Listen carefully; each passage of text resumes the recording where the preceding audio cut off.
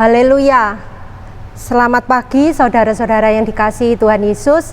Tidak lupa saya mengucapkan selamat tahun baru 2021. Puji syukur kepada Tuhan Yesus kalau Tuhan Yesus izinkan saya dan saudara untuk memasuki tahun 2021 ini, itu semuanya karena berkat anugerah dan kemurahan Tuhan Yesus saja di dalam kehidupan kita. Dan bersyukur kalau kita diberikan tubuh yang sehat sampai hari ini. Puji Tuhan. Pagi yang baru ini saya percaya Tuhan Yesus punya rancangan-rancangan yang indah dalam kehidupan setiap kita. Dan saya maupun saudara, kita semua ada di dalam pikiran dan rencana Tuhan yang besar, yang mulia.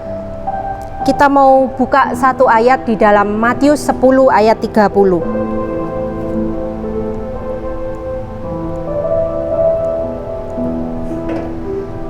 Matius 10 ayat 30, dan kamu, rambut kepalamu pun terhitung semuanya. Ayat yang singkat ya saudara, ayat ini sangat indah. Sering dikatakan rambut itu adalah mahkota seseorang, bahkan mahkota bagi seorang wanita ya. Jadi rambut ini begitu dirawat, begitu diperhatikan. Saudara, saya pribadi selama ini mungkin tidak pernah berpikir ya bagaimana rambut saya ini tumbuh, berapa jumlah setiap helai rambut yang ada di kepala saya, bahkan berapa helai rambut saya yang rontok setiap harinya. Itu saya tidak pernah hitung, saya tidak pernah pikirkan ya. Tetapi di ayat ini Tuhan Yesus sendiri yang mengatakan bahwa rambut di kepala kita itu terhitung semuanya. Dan luar biasanya Tuhan Yesus kita ya, Dia sangat memperhatikan kita. Dia sangat memperhatikan hal-hal yang kecil. Bahkan rambut kita yang sepele pun diperhatikan oleh Tuhan. Ada 3 hal saudara yang bisa kita pelajari dari Matius 10 ayat 30 ini ya. Yang pertama, apa yang manusia tidak bisa lakukan, Allah bisa lakukan. Kalau manusia tidak bisa menghitung berapa jumlah helai rambut yang ada di kepalanya sendiri ya, Tuhan bisa melakukannya. Yesus bisa melakukan. Mari kita buka lagi ayat di dalam Matius 19 ayat 26. Matius 19 ayat 26 saya bacakan. Yesus memandang mereka dan berkata, bagi manusia hal ini tidak mungkin, tetapi bagi Allah segala sesuatu mungkin. Saudara, ayat ini mengatakan bahwa Tuhan Yesus itu maha kuasa. Tuhan Yesus itu maha sanggup. Apa yang tidak bisa dilakukan oleh manusia, Yesus itu bisa melakukannya. Ada terlalu banyak hal di dunia ini yang manusia tidak sanggup melakukannya, tetapi hanya Tuhan Yesus yang bisa dan mampu melakukannya. Contoh ya saudara, debu tanah yang demikian remeh, yang disepelekan, itu manusia tidak bisa menciptakan. Yang bisa menciptakan debu tanah itu hanya Tuhan Yesus saja. Yang kedua saudara, pelajaran yang bisa kita ambil yaitu apa yang manusia tidak mau lakukan, Allah mau lakukan. Kita buka kembali dalam Yesaya 30 ayat 18. Dikatakan di sana, sebab itu Tuhan menanti-nantikan saatnya hendak menunjukkan kasih-Nya kepada kamu. Sebab itu Ia bangkit hendak menyayangi kamu. Sebab Tuhan adalah Allah yang adil. Berbahagialah semua orang yang menanti-nantikan Dia. Puji Tuhan, ayat ini sebetulnya menjelaskan bahwa Tuhan Yesus itu adalah Tuhan yang murah hati ya saudara. Dikatakan Tuhan Yesus hendak menunjukkan kasih-Nya kepada kamu. Kamu ini adalah saudara dan saya. Hendak ini mau ya, Tuhan Yesus mau. Tuhan Yesus kepingin sekali menunjukkan kasih-Nya kepada saya dan saudara. Tuhan Yesus tuh sangat ingin mengasihi dan menyayangi kita. Dia menunggu kita anak-anaknya untuk datang kepada Tuhan, supaya Tuhan itu bisa menunjukkan kasih-Nya kepada kita. Bahkan Tuhan Yesus sudah datang ke dunia lewat kelahiran yang beberapa waktu yang lalu kita sudah peringati, dan bahkan Dia sudah mati di kayu salib beribu-ribu tahun yang lalu untuk menyelamatkan kita. Itulah bukti kasih Tuhan Yesus di dalam kehidupan kita. Yang ketiga, pelajaran yang bisa kita ambil, apa yang manusia pikirkan, apa yang manusia tidak pikirkan, itu yang Allah pikirkan.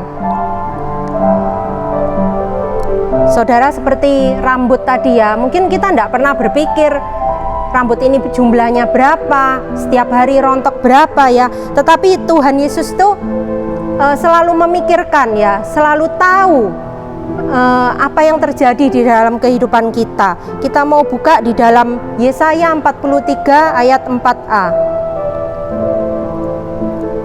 Dikatakan di sana, oleh karena engkau berharga di mataku dan mulia, dan aku ini mengasihi engkau.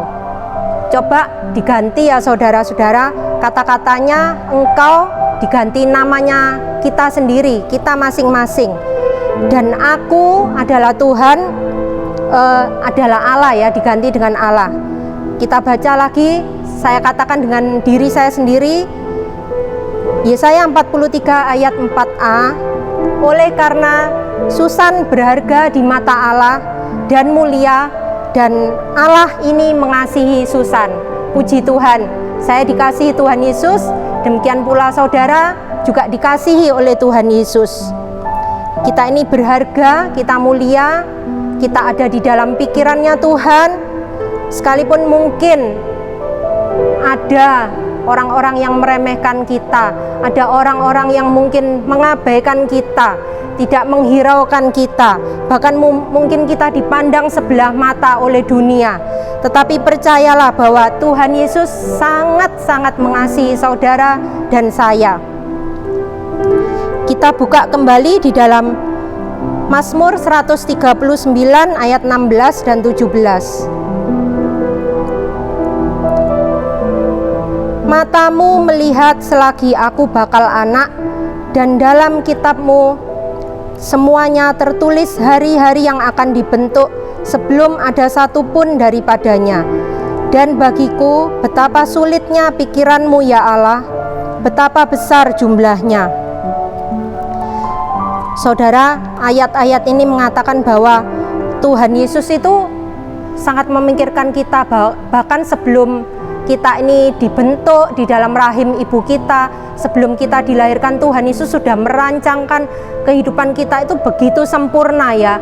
Tiap orang tuh tidak ada yang sama, baik sifatnya, karakternya, wajahnya, semuanya tidak ada yang sama. Bahkan di dunia ini satu pun tidak ada yang sama. Saya pernah membaca juga di Alkitab bahwa Tuhan Yesus itu juga menciptakan sidik jari manusia itu tidak ada yang sama sekali. Meskipun ada banyak sekali orang, tetapi sidik jari pun yang sederhana itu tidak ada yang sama. Itulah rancangan Allah yang mulia di dalam kehidupan setiap kita anak-anaknya. Kita buka kembali di dalam Matius 10 ayat 29 dan 31.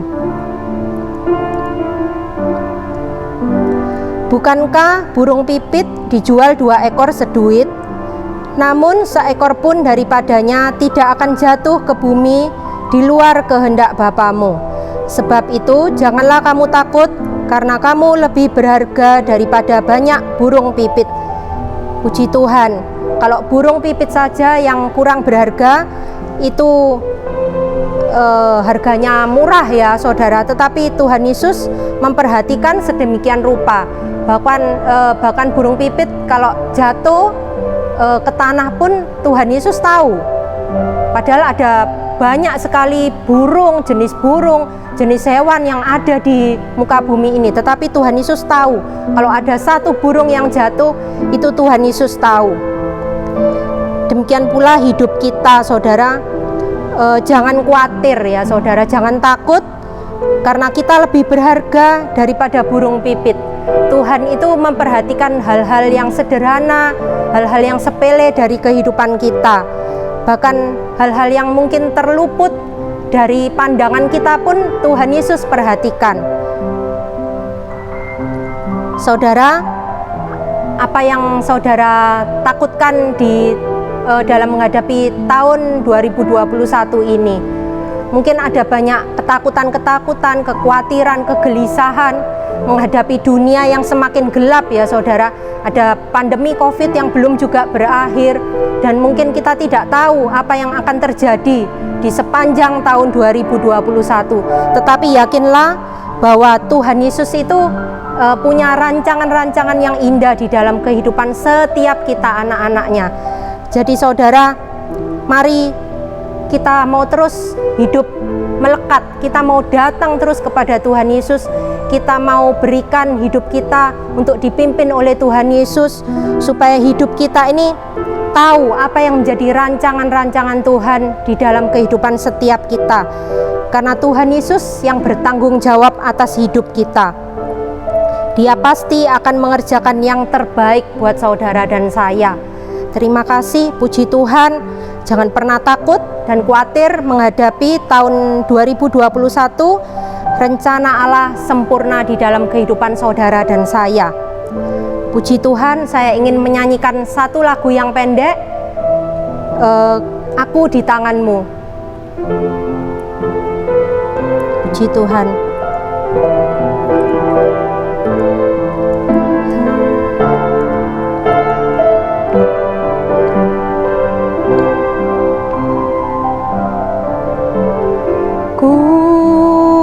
Di tanganmu,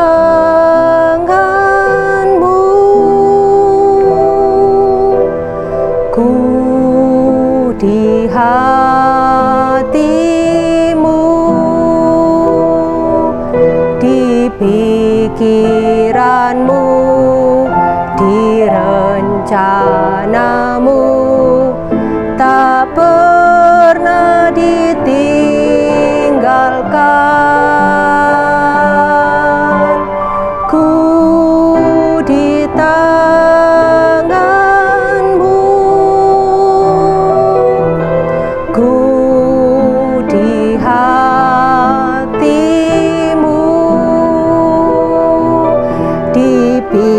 Pikiranmu, di rencanamu,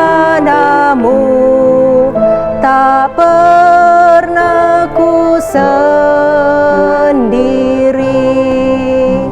Puji Tuhan, selamat menjalani hari yang baru ini di dalam pikiran dan rencana Allah yang mulia.